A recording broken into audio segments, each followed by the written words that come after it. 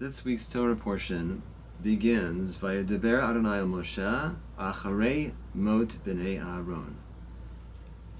That God says to Moses after the death of the two sons of Aaron, B'karabtam lifnei Adonai v'yamutu, when they brought that sacrifice of that incense they weren't supposed to bring, back in Parashat Shmini. And back in that parsha, when Aaron finds out that his two sons, Nadav and Avihu, have died, Vayidom Aaron, and Aaron is silent. Some of us may be feeling a little bit silenced also in the wake of all the demonstrations that are going on in the college campuses around the country. It's kind of unspeakable what's happening, and we don't really know how it could have gotten to this point.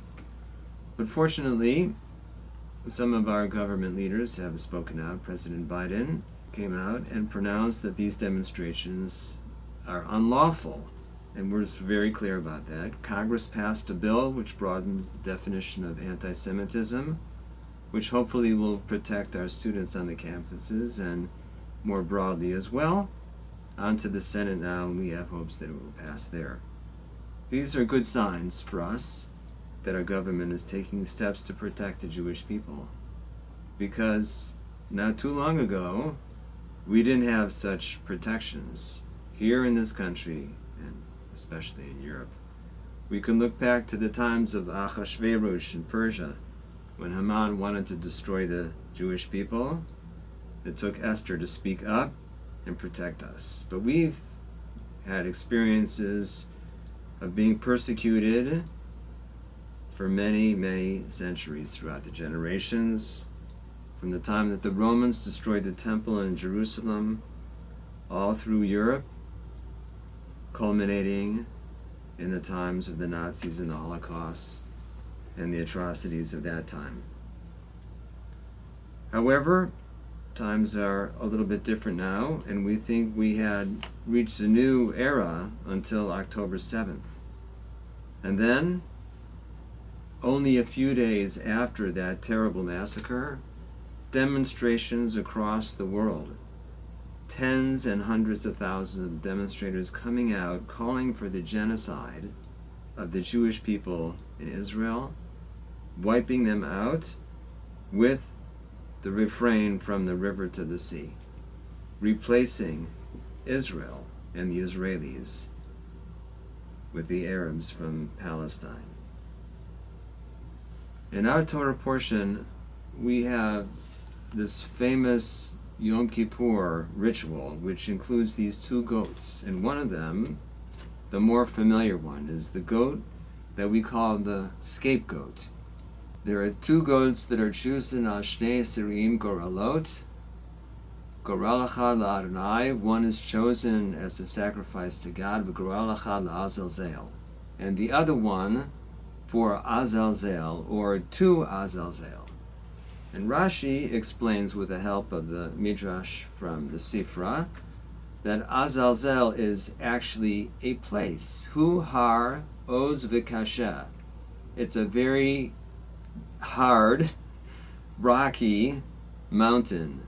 Tzuk gavoha, and a very high cliff. Shene'emar eretz gezerah.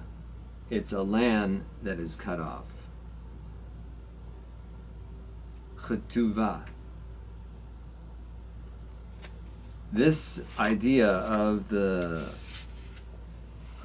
goat being separated and cut off, going to this rocky place, has become a symbol for the Jewish people actually being the scapegoat of others. We are a people who do live apart all through our times of diaspora, living on that rocky mountain sometimes, separated by our customs, our language, and our laws that are meant to bring us to a higher place of consciousness and a higher sense of morality.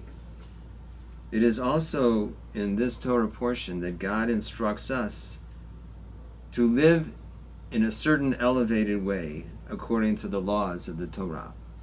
And it's only on account of following those laws that we will be allowed to live in the land.